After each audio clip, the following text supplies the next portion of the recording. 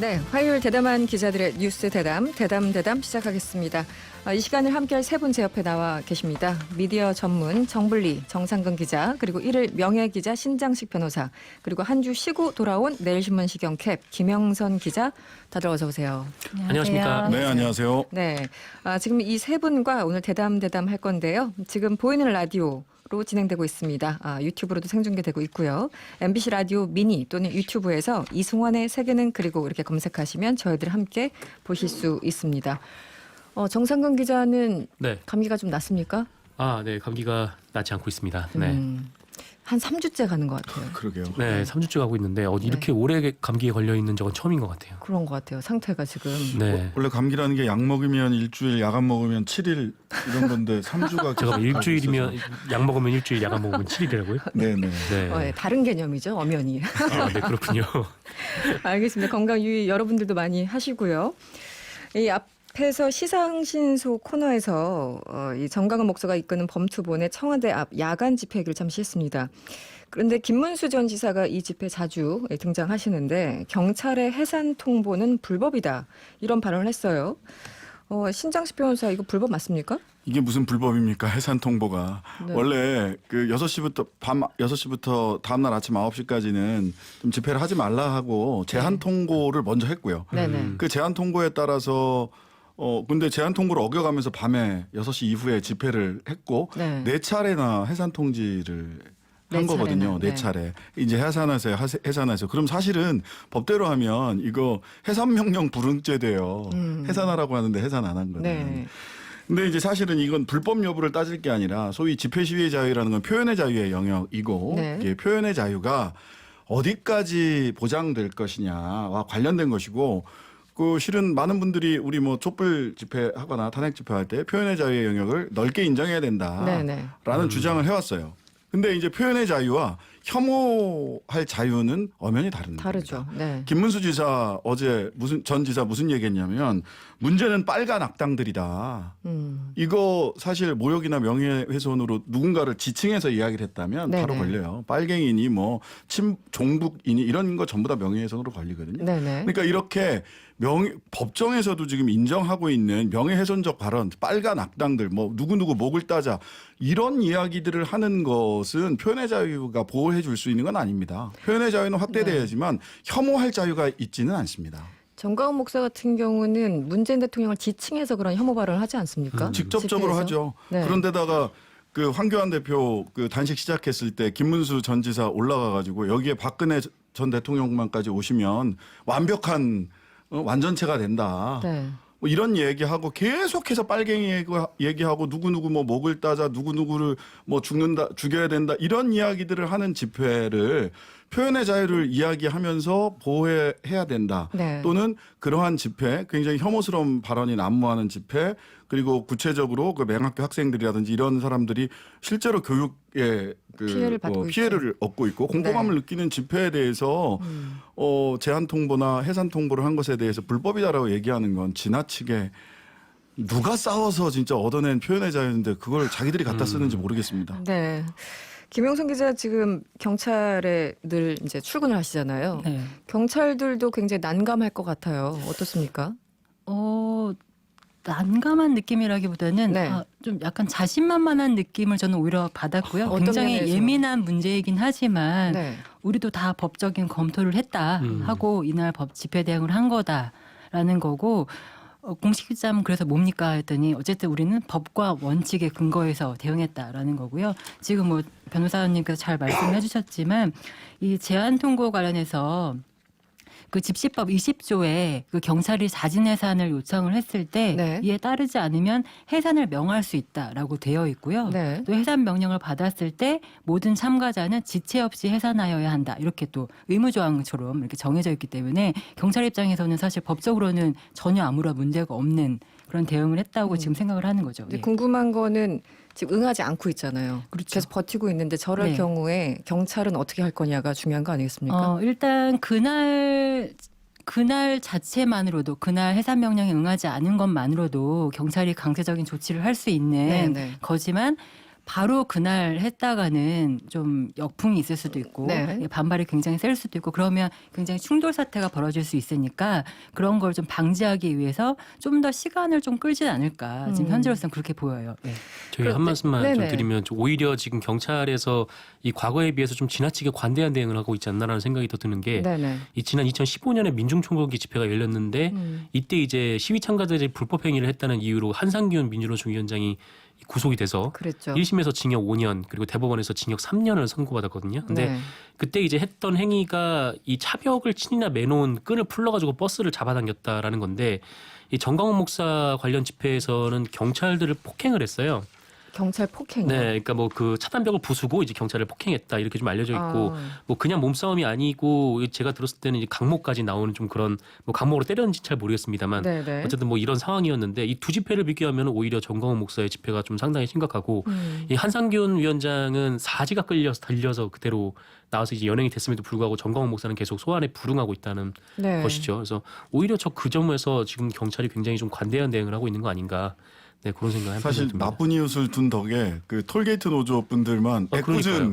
사실은 아, 야간에 황당해. 황당해 하시더라고요. 예, 야간에 집회 안 하시거든요. 네네네. 근데 그분들은 톨게이트 노조 분들한테까지 이 같이 그 야간 집회 제한 통고가 같이 간 거예요. 네네. 이분들은 야간에 그 청와대 앞에서 집회 안 하고 2시간만 낮에 집회하고 야간에는 광화문 나가서 그렇죠. 문화제 뭐 이런 걸 하는데 그래서 네. 도대체 왜 우리한테까지 그래서 저도 그게 궁금해. 도대체 왜? 그러니까 어떻게 보면 정치적으로 해석될 만한 여지가 굉장히 있기 때문에 네네. 이쪽 하나 저쪽 하나 네, 이렇게 균형을 찍어서 맞춘 제한 것 같아요. 통고를 했을 거란 생각이 드는데 어쨌든 경찰 쪽의 입장은 주민들이 탄원서에 2개를 꼭 찍었다. 아, 둘 다를 찍었다. 예, 둘을 딱 찍었다라고 얘기를 하고 있는데 글쎄요. 그 탄원서 예전에 예. 그 엄혹하던 시절에는 뭐 일몰, 그러니까 해가 진 이후에 집회는 불허하는 경우도 굉장히 많았었고 또 그 해산 명령에 응하지 않으면 강제 조치를 취하거나 이랬었는데 지금 뭐 법이 바뀌었습니까? 예, 법은 바뀌었죠. 야간 집회 금지와 관련된 그 집시법이 네. 이거는 헌법에 위반된다라고 해서 네네. 예, 위헌 판결을 네네. 위헌 결정을 받았어요. 그래서 네. 이제 야간 집회는 기본적으로 허용 허용이 가능한. 되는 것이 네. 기본적인 것이죠. 네. 예, 기본적인 관점이고요. 예. 그 불법 얘기하니까 심상정 정의당 대표가 황교안 대표를 겨냥했습니다. 우린 땡볕에서 맨몸 단식을 했는데 황 대표는 몽골 텐트라니 황제 단식 허용 안 된다 이렇게 비판을 했고요. 지금 뭐 청와대 측도 그렇고 관광공사도 이 텐트를 철거하라 이렇게 요구를 하고 있어요. 이 부분은 어떻게 보십니까? 그러니까 이게 야당 대표라고 해서 탄압해서는 안 되지만 그 야당 대표라고 해서 다른 시위자들과 차별을 둬서는 안 된다라고 생각을 하고 있는데 우대를 하면 안 돼. 그러니까 특혜를 주면 안 된다. 네, 그 네네. 특혜도 있을 수가 없는 일이죠. 그러니까 뭐 다른 분들이 물론 이제 황교안 대표가 이 추운 날 단식을 하는 것 자체가 좀 굉장히 좀 힘들고 고된 일이겠지만 위험하죠. 네네. 뭐 어쨌든 이 법이 규정되어 있는 문제이기 때문에 뭐 네네. 이거를 어겨서 이제 야당 대표에게만 그걸 허용해 달라고 하면은 그 주변에 농성하고 있는 분들도 다 해줘야 되는 거 아니겠습니까? 네. 네, 좀 그런 차원이 있다고 봅니다. 지금 뭐 많은 분들이 황교안 대표를 찾아가고 있어요. 그리고 한국당 같은 경우는 연일 원내 대책회의를 근처에서 하고 있고 어떻게 보십니까? 이 굳이 국회에서 할 수도 있는데 청와대에서 텐트까지 치고 하는 거는 어떻게 보면은 전략적이라고 볼 수 있겠지만 김영석 기자는 어떻게 보십니까? 일단 어쨌든 단식이라는 게 뭐 쉽지는 않은 거니까요. 그럼요. 예, 네. 저도 뭐 평가 절하를 하고 싶지는 않은데 그 자체에 대해서는 근데 아무튼 시작하실 때부터 너무 뜬금없었다 이런 지적은 당연히 있었고 네. 그 부분은 혹시 다음번에 단식을 하신다면 굉장히 고려를 하셔야 할 부분이라는 생각이 들고 네, 타이밍이나 등등. 예, 네. 진행자님께서 말씀하신 것처럼 페트 법안 자체가 이미 국회에 올라가 있고 국회에서 이미 다 협상을 할 수 있는 조건들이 다 있는 상황에서 네네. 굳이 장외에서 뭐 아니면 도식으로 어떻게 보면 그동안 그렇게 비판해왔던 북한의 어떤 벼랑 끝 전술 같은 네네, 식으로 네. 하시는 게 욕하면서 닮아간다? 약간 그런 느낌이 들 정도로 네네. 좀 극단적인 방법을 쓰시는 게 아닌가. 네. 알겠습니다. 일단 저희 광고 듣고 신장식 변호사님 의견 듣겠습니다. MBC 라디오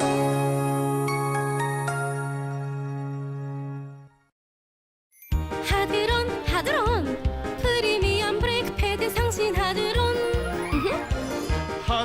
하드론 프리미엄 브레이크 패드 상신 하드론 2018년 금감원 제품 매출 공시 기준 12년 연속 국내 1위. 기분 좋은 연말, 따뜻한 연말, 실속 있는 연말. 뭘 좋아하실지 몰라서 다 준비해봤어요. 연말정산 세액공제는 기본, ETF, TDF, 부동산 펀드 등 차별화된 다양한 상품까지 미래세대우, 개인연금, IRP 1588-5577 원금 손실에 유의하세요. 서울에서 가장 큰 지식산업센터 현대지식산업센터 가산 퍼블릭은 시작부터 다릅니다. 넓은 공원을 계획하고 공원을 조망하는 오피스와 400여 규모의 컨퍼런스 홀, 일과 휴식을 생각한 몰과 레지던스까지 지식산업센터를 공원 속 캠퍼스로 혁신은 혁신적인 공간에서 시작되니까 현대지식산업센터 가산 퍼블릭 11월 오픈 예정. 문의 02-839-3900 현대건설 2019년 9월 말 건축면적 기준입니다. 제가 75년에 태어났는데 반갑다 친구야. 1975년생 여성시대. 제 생일은 1995년 12월 6일입니다. 95년생 지금은 라디오 시대. 당신과 태어나고 살아가는 MBC 라디오. 늘 여러분 삶에 있겠습니다. 95.9 MBC 라디오. 지금 여러분께서는 똑소리 나는 시사 토크쇼 이승원의 세계는 그리고 우리 눈을 듣고 계시고요. 보이는 라디오와 유튜브로도 생중계되고 있습니다. MBC 라디오의 미니로 들어오시거나 유튜브에 이승원의 세계는 그리고 우리 눈을 검색하시면 저희 방송 즐기실 수 있습니다. 구독과 좋아요도 많이 눌러주시고요. 여러분의 참여 언제든지 열려 있습니다. 짧은 건 50원, 긴 건 100원의 이용료가 드는 샵 8001번 또는 무료인 미니로 많은 의견 부탁드립니다. 네, 신장식 변호사 김영선 기자 그리고 정상근 기자와 대담 이어가고 있습니다. 오늘 정 기자의 건강을 걱정하는 문자가 그야말로 쏟아지고 있어요. 예전에는 패션이었는데. 아, 네. 지명수님, 네, 정 기자님 하루빨리 완쾌하시길. 박미경님, 정 기자님 도라지나 배즙 좀 드셔보세요. 따뜻한 물 많이 드시고 잘 때 마스크 쓰는 것도 좋은 방법입니다. 어머님 같은 마음으로 네. 보내주셨어요. 이 도라지도 먹어보고 배즙도 먹어보고 심지어 도라지 배즙도 같이 먹어봤습니다. 아, 그래요? 근데도 이 모양이에요 지금? 네, 사실 낫지 않고 있네요. 목에다 수건 두르고 주무세요.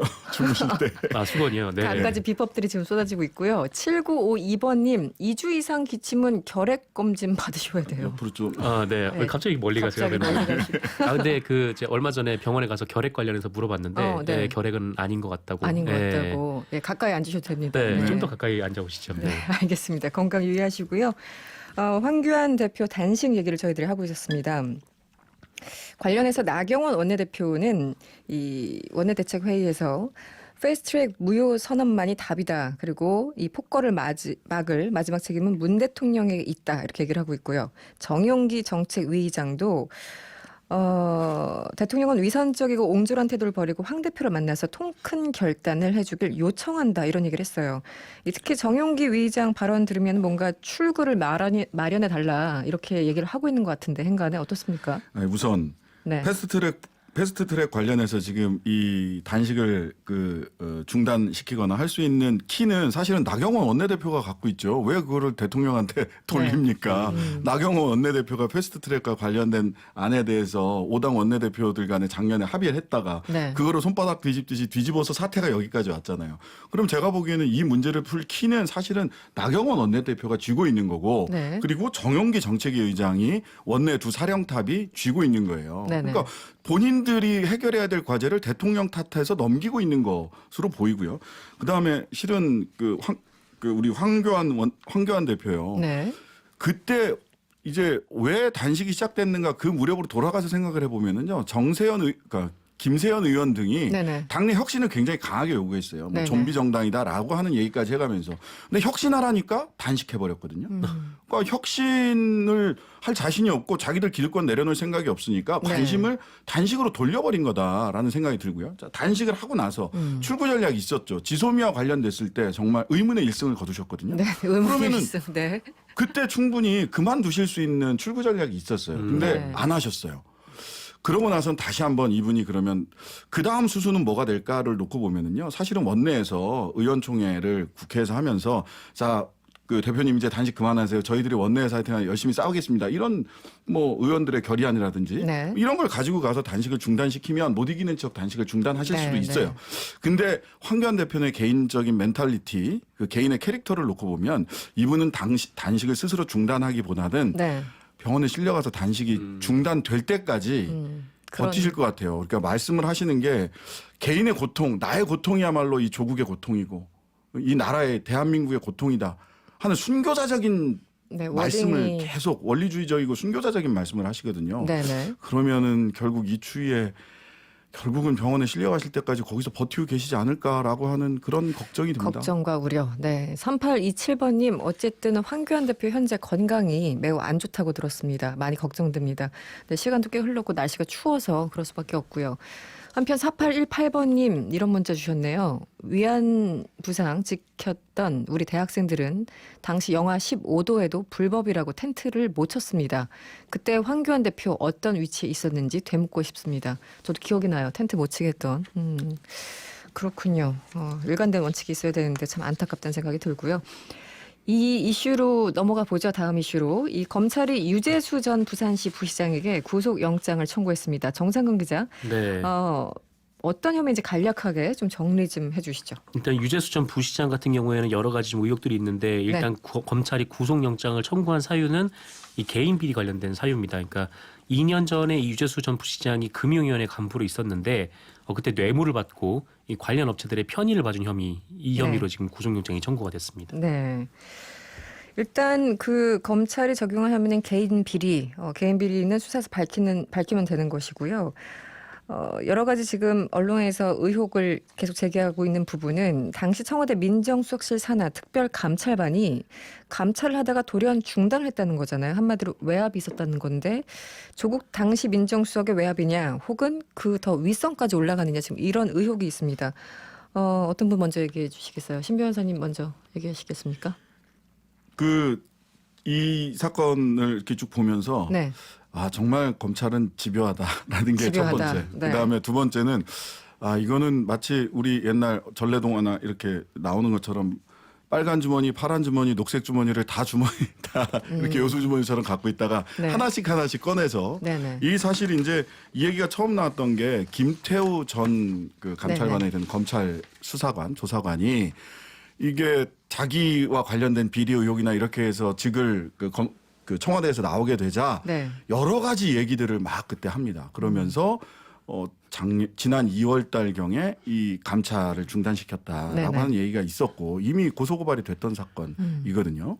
근데 이제 감찰 중단과 관련돼서 직권남용 내진 직무유기 관련된 조사를 쭉 해왔는데 이 부분에 대해서는 아직 뚜렷한 수사 결과는 없어요. 근데 네, 이제 네. 유재수 전 부시장을 치면서 이제 조국 그리고 그 윗선이라고 얘기하면 사실 조국 민정수석 윗선에 누가 있겠습니까? 대통령 겨냥하고 있는 겁니다. 네, 결과적으로는. 네.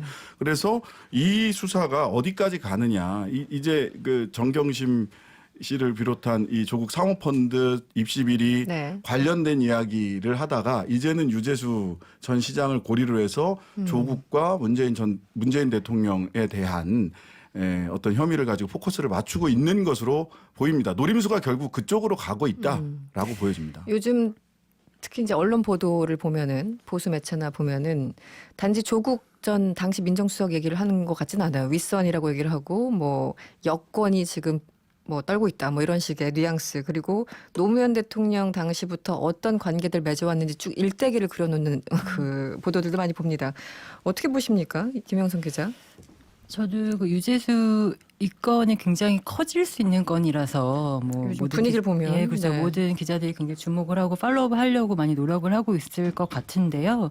근데 굉장히 판단하기가 어려운 부분이 뭐냐면 네. 굉장히 그 지금 뭐 박형철 비서관, 네. 뭐 진술이 나왔다더라, 뭐 그다음에 또 이모 수사관에 뭐 진술을 했다더라 이런 식의 카더라 정도만 지금 나오고 있는 상황이라서 네네. 이게 구체적이지가 않거든요, 전혀. 그래서 이게 아무리 이 신문을 정말 많이 읽으시는 분들도 이게 네네. 어디까지가 이 잘못했다는 건지, 예, 맞습니다. 사실이고 뭐가 어디까지가 그런 건지. 그리고 또 하나는 검찰이 조국 장관 그때 국면에서 피의 사실 공표 관련해서 굉장히 좀 자제하는 네네. 그런 모습 스탠스를 보였던 것 같은데 사실 별로 달라진 게 없어 보여요. 지금 이 보면. 보도를 봐서는. 네. 네. 좀 더 약간 조금 덜 구체적으로 말에 흘려준다는 느낌은 있지만 약간 정치한 느낌은 그렇죠. 있지만 예, 양태는 뭐가 비슷하다. 달라졌는가 그런 느낌도 들어서 좀 자세하게 봐야 네. 되지 않나 싶은. 어느 쪽으로 튀어갈지 모르겠다. 그렇습니다. 지금 예. 상황에서는.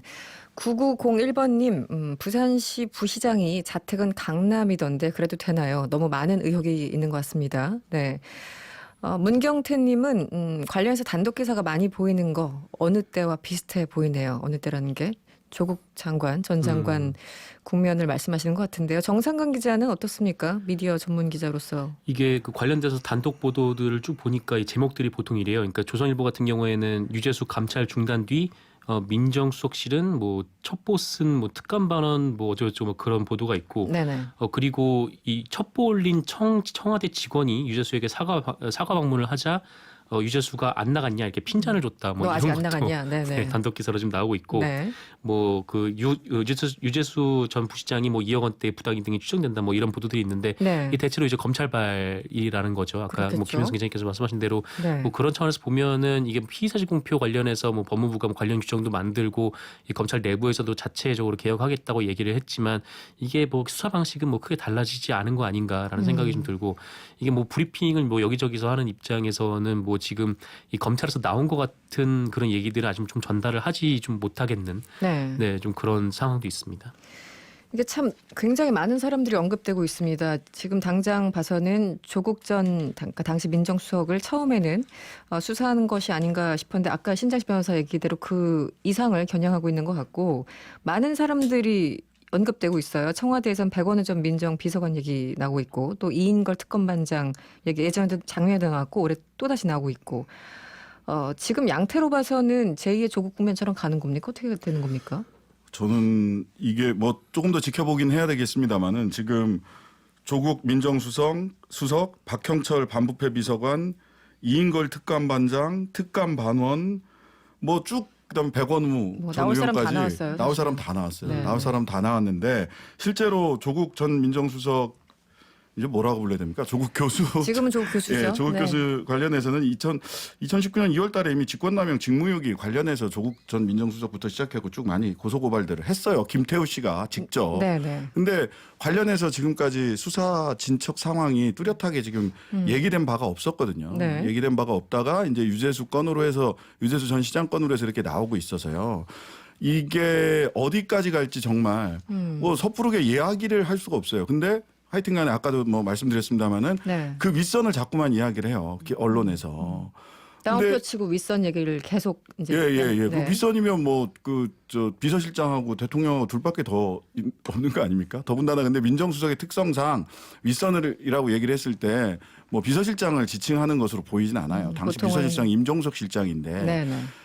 그걸 지칭하는 것으로 보이지는 않아서 지금 총선 앞두고 기사 언론에서는 굉장히 이거를 특정한 방향으로 좀 사용하려고 하는 게 눈에 좀 많이 보인다. 네. 예. 특히 총선 그리고- 앞두고. 예. 네. 그렇죠. 예. 아, 검찰발 기사라는 점도 진짜 자꾸만 이렇게 네. 데자뷰가 그러니까 항상 요즘은 일부 기사를 읽다 보면은 이 진실 여부와 무관하게 검찰이 어떤 그림을 그리고 있는지를 궁금해하는 사람들이 많아요. 네, 그래서 이 사건도 어디로 흐를까 참 알 수가 없는데 지금 유재수 전 부시장 같은 경우는 아까 우리 문자 주신 분도 그렇지만 부산에 연고지가 있진 않아요. 뭐 네.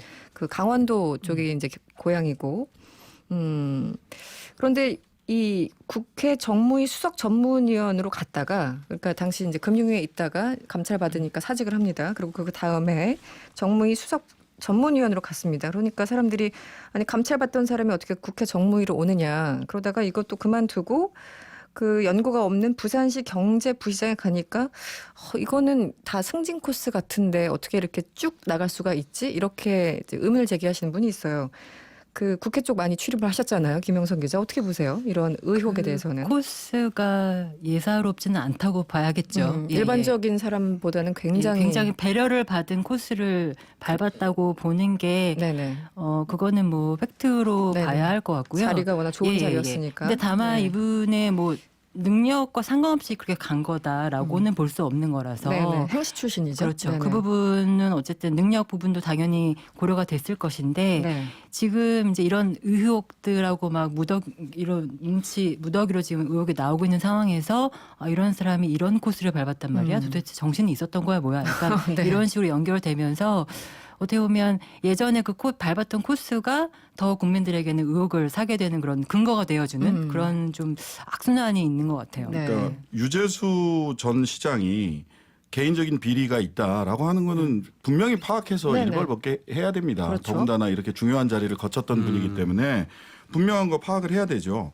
그런데 문제는 사실 그 조국 그 교수나 뭐 박형철 반부패 비서관이나 이런 네네. 분들이 직권 남용이나 직무유기에 죄를 지었는가에 대해서는 굉장히 좀 의문되는 지점이 많거든요. 법리상으로도 그렇고 여러 가지로 이거 쉽지 않을 건데 네네. 싶은 생각은 들어요.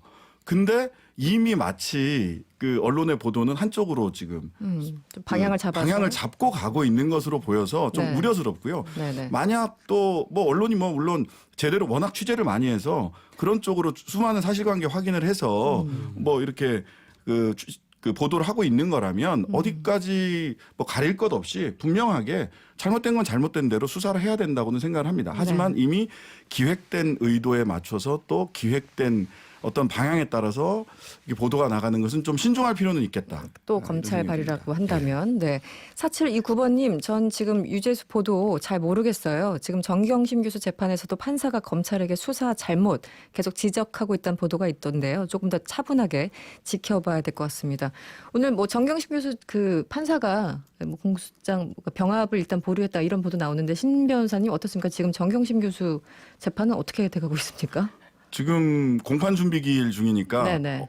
이거를 이 병합을 할 건지 말 건지 그다음에 어떤 증인을 부를 건지 네네. 이런 것들을 협의하는 과정인데 네. 이게 병합이 가능한지에 대해서 의문을 보였다면 네네.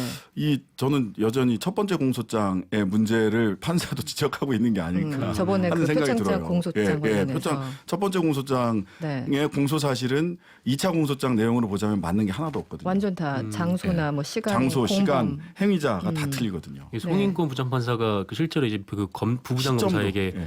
이거 전액 공소장이나 이번 공소장이 완전 다른데라고 얘기를 하기도 했고 네네. 또 이제 뭐 과거 지금 검찰에서는 이 공소장 변경을 좀 늦추겠다 이렇게 계속 주장을 하면서 그 사이에 이제 다른 수사까지 합쳐서 이제 제출하겠다라는 입장인데 네네. 이 법원에서는 그러면 안 된다. 그러면 이렇게 기소를 해놓고 압수수색하는 이런 모습 자체가 이 대법원에서 한번 이렇게 위법이라고 판단된 적이 있다 이렇게 좀 제지를 하고 있는 그러니까 별건 그런 상황입니다. 수사인 거죠. 별건 수사.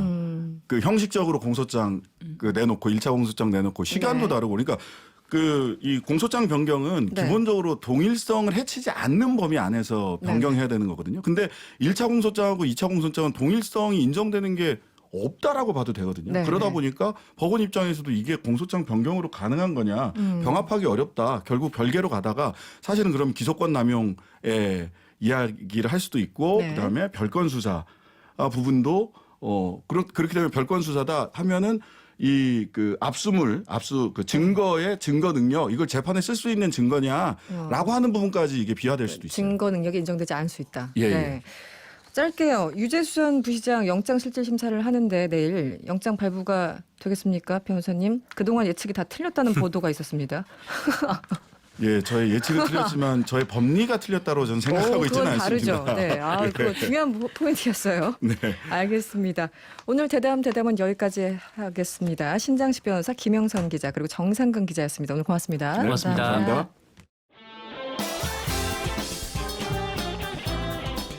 여러분의 퇴근길을 꽉 채워드립니다. 평일 저녁 6시 5분 이승원의 세계는 그리고 우리는